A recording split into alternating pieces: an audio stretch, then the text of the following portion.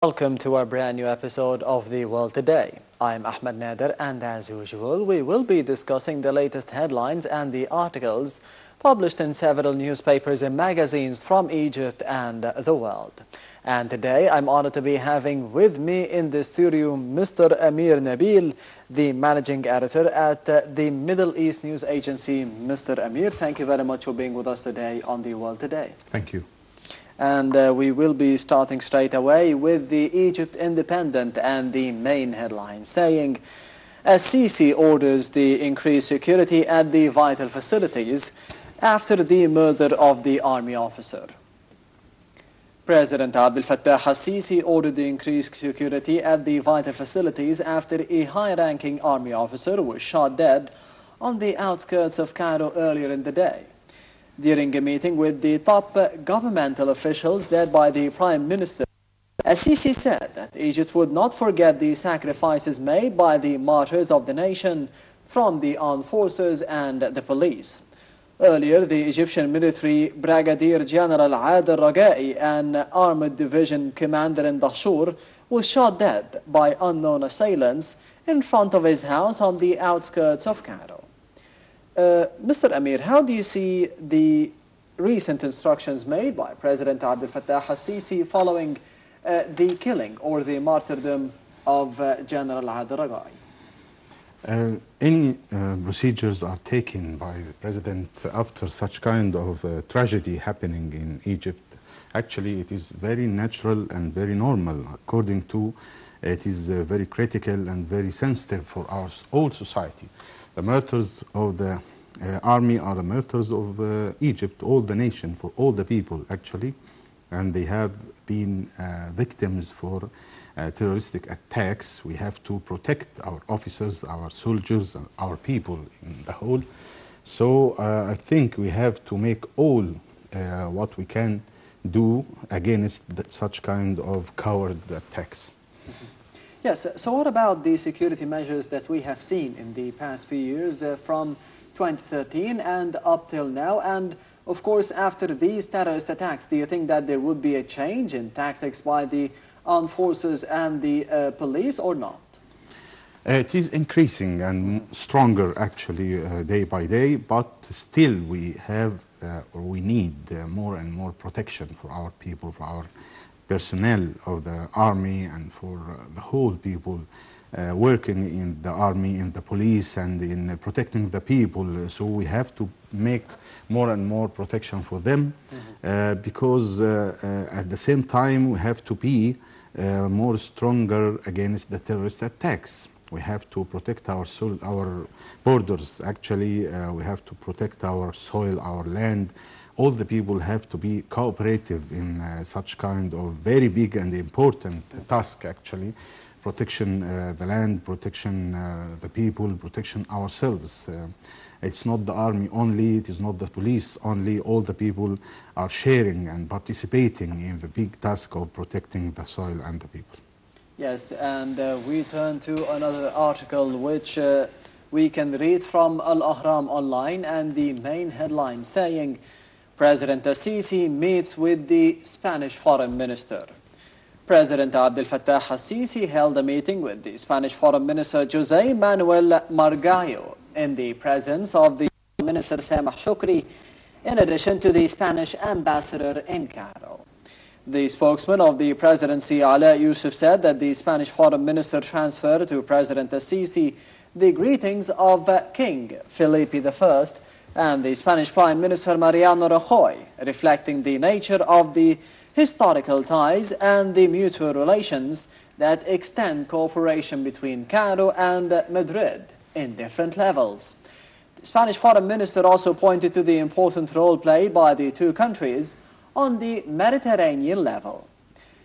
So what is the echo of the Spanish Foreign Minister Margallo's visit here in Cairo and his meeting with President al-Sisi, in your opinion? I think Spain is a big country in Europe, and it has been playing a very good role inside the European Union, and it has very good relations with Egypt, economically and politically, and we have such kind of mutual voice in such kind of blocks like European Union or the United Nations or so on. Spanish has some special relations with a country like Morocco. It has some interests in the Middle East. It sometimes share in some joint armed forces or so under the umbrella of the United Nations. It has some voice against terrorism. We know all of that. And Egypt at the same time has some interests economically in some joint ventures or some projects, mega projects like Suez Canal, like any new kind of mega projects under the supervision of President Abdel Fattah al-Sisi. So I think it is important meeting between the foreign minister and president because it is some kind of coordination, the situations between the two countries. Yes, and we turn from Egypt and Spain to Syria, and we read from the Daily Star of Lebanon that the Syrian government blamed for the third chemical attack. An international team has determined that the Syrian government carried out the third chemical attack in the nation. In August, the team from the United Nations and the chemical weapons watchdog blamed President Bashar al-Assad's government for the using of chlorine gas in 2 attacks and Daesh terrorists for using mustard gas in the attack. The team said at that time that 3 other attacks indicated possible government involvement. What do you think are the consequences of such a report and echo regionally and internationally on Syria? Very dangerous, actually, for the president of Syria to use such kind of chemical attacks. And we have to remember what was happening with President Saddam Hussein of Iraq when the whole world said that he has owned the mass destruction weapons, including chemical attacks and chemical weapons. It was a reason for launching a big war inside Iraq and under alliance between the United States and Britain, and the whole world was listening for the 2 leaders, George Bush and Tony Blair of Britain and of the United States, when they called for such kind of launching the war. It was a war against chemical attacks, and such reports of the IAEA, of the United Nations, of the atomic weapons and so on. So under some reports saying that Saddam Hussein and Iraq was making such kind of atomic bombs or so on, or chemical weapons, it was a very clear reason for launching the war. So what is if it is repeating, or it is repeated happenings in Syria, we have to wait for another war, but the history is not repeating itself. So I think it is a matter of making some news in the news headlines and so on, and there is no proof about that. If there was some proofs, and it is very difficult to know to make that, because the Western powers and Western countries sometimes we feel that they have some interests about Bashar al-Assad is still in his office, and still the war is there in Syria. There is something like interests between the two or the many parties regarding the war inside Syria. So it is a complicated situation, and I think the information has to be clear about that. Yes. Do you think that there would be a peaceful solution, a political solution to the conflict in Syria, or not?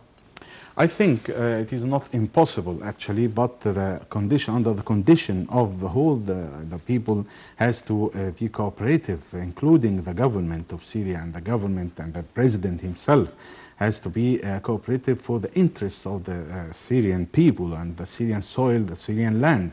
But we are seeing that the land is divided, the people are divided, and the whole, their own people are stricken by the airstrikes and some all the armies, the heavy weapons by the president, by the government against their own people, actually. So they make the situation more and more difficult. But it is not impossible to hope that tomorrow will be better, but it's not very near tomorrow, actually. It will be far, we can say. Yes, and speaking of the near future and the far future, as Mr. Amir said, we read from the World Bulletin that the Pentagon chief reviews the Mosul offensive with the Kurds.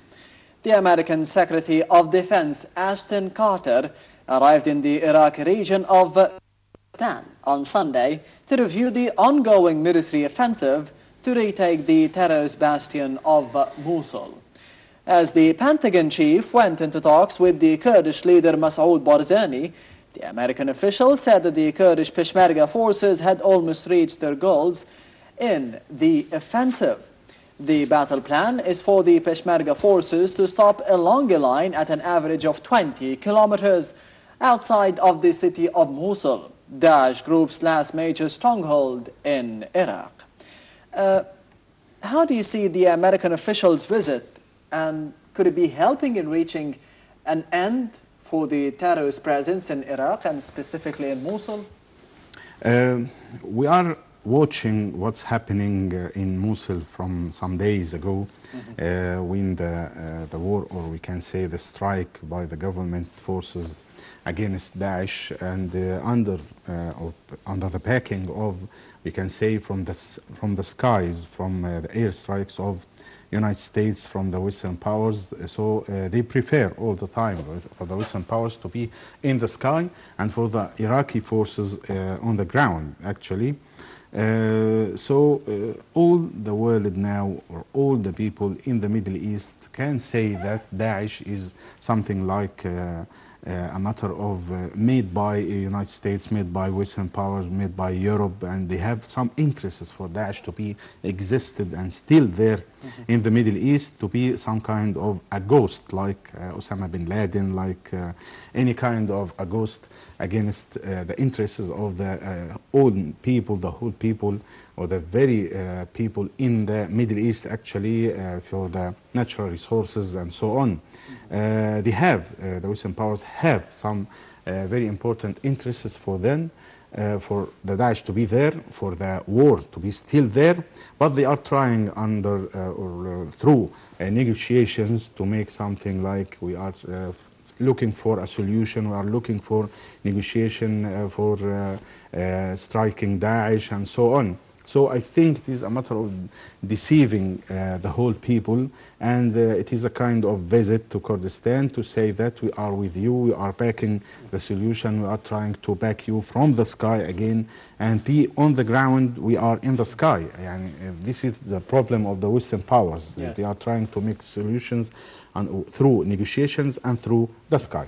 So it is not a solution for the problem. The solution of the problem has to be from the own people, so in the ground, so without backing of the Western power. They can do, I think they can do, and they can remove Daesh from the whole region. Yes, and speaking of the Kurdish presence in Syria and Iraq now, how do you evaluate it, and what is the future of them following the end of the war against terrorism?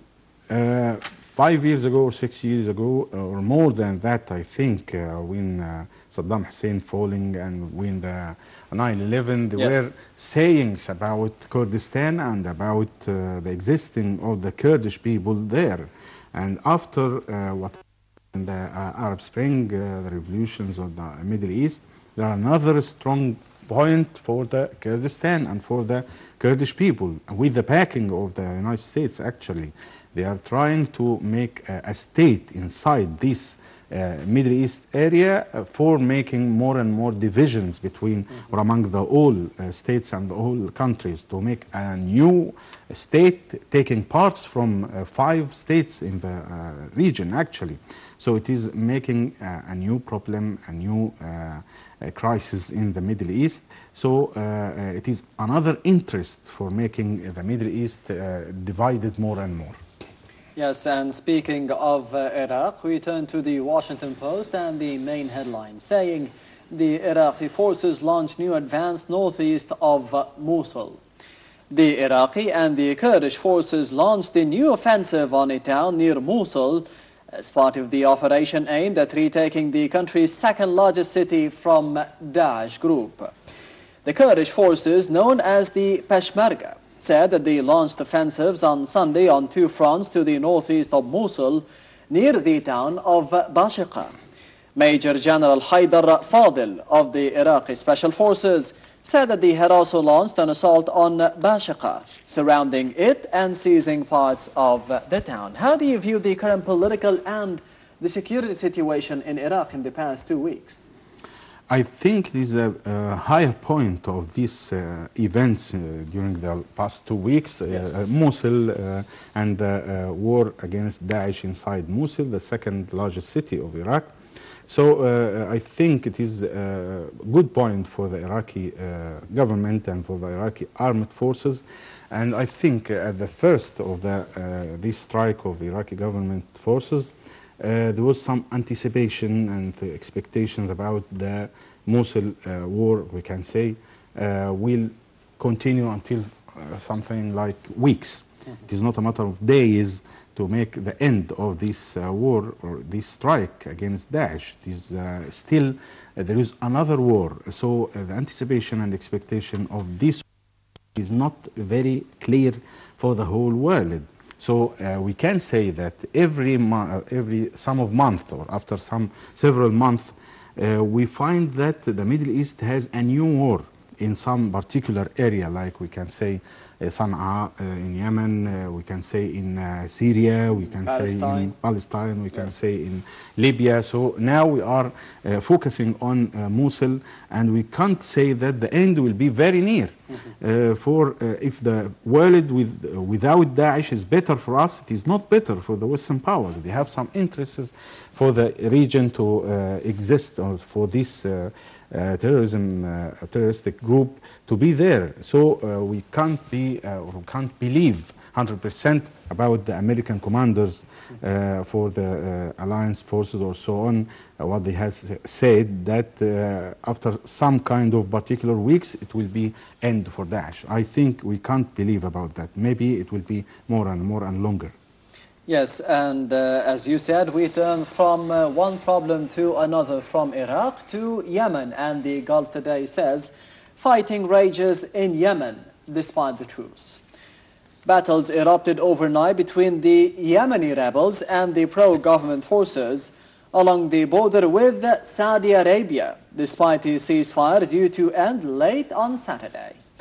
Warplanes from the Saudi-led coalition fighting in support of President Abdurrabbu Mansour Hadi also bombed the suspected Houthi rebel missile launchers east of the capital Sana'a.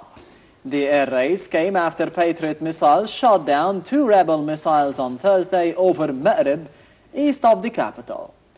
How do you see the importance of such a ceasefire to be settling the Yemeni conflict?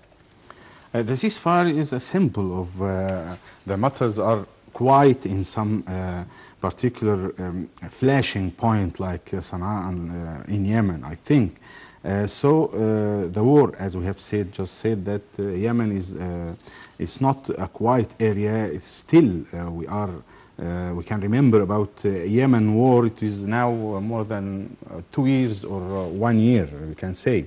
So it is still a problem there, and it's still sectarian, and it is a sectarian conflict between the people, between Houthi, between Sunni, and so on. So the matter of the problem in Yemen is still there, but I think it will take longer time to end. Yes, and finally from The Guardian we read, Donald Trump attacks the accusers as Hillary Clinton set sights on the Congress. The American Republican nominee Donald Trump used what was billed as a major policy address to threaten lawsuits against the women who have accused him of misconduct hours before a new accuser came forward. Clinton, ahead in the national polls by around 6 points, shifted her focus to the Senate and the House. Speaking in Pittsburgh, Clinton turned her focus on the incumbent Republican Pennsylvania Senator Pat Toomey, who faces a tough re-election fight against the Democrat Katie McGinty. Mr. Amir, finally, how do you see the race for the American presidential elections?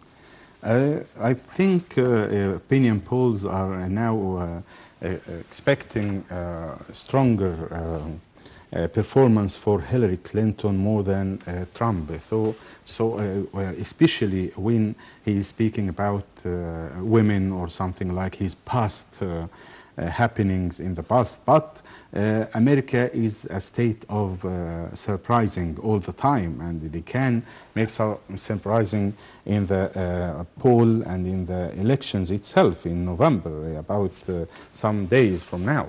So Hillary Clinton has some good performance, but I'm not 100% expecting for her to be successful. Yes, Mr. Amir Nabil, the managing editor at the Middle East News Agencies, thank you very much for being with us today on The World Today. Thank you. And this brings us to the end of The World Today for Sunday. Thank you for watching, and I'll be seeing you next week.